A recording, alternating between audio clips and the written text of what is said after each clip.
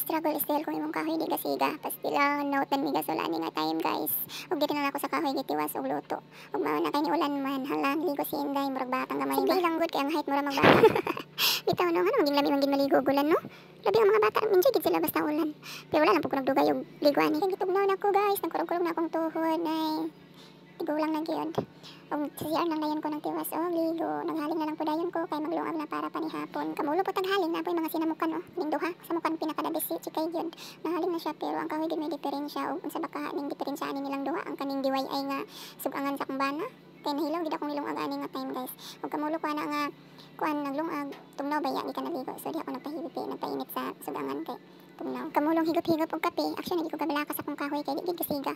Kani gyud sure gid nihilaw. Wa gyud wag na sayop hilaw gyud ug adto lang gid ko sa silingan dito na ko gitiwas naglungag og utro guys kay nahilaw gid akong gilungag ug panggan may gani kay paguli sa kuang bana na siya dala nga gasol so nilipay kay ko kay grabe kay na-stress akong bangs guys na-stress Inday so may gani kay nagdala nga akong bana diri ko nagtiwas og luto sa amo ang sudan sa panihapon simple ra kayo miswa with na pa pinaka the best nga sudan sa pobre guys oh labi na kayo niya ni with belad bolad the best ulam sa mga walay kwarta mga low budget ba.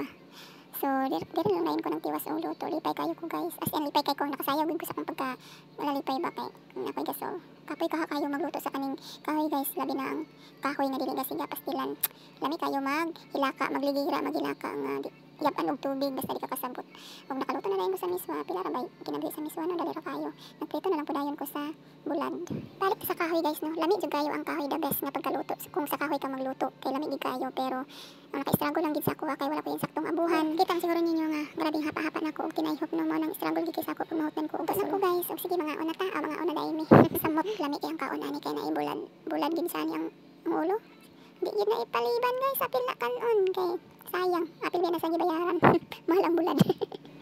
O siya, dili ra ko kotob. Salamat sa pagtan-aw. See you next vlog. Bye-bye. Usog kayo ang panihapon kay With Cooks na. Bye.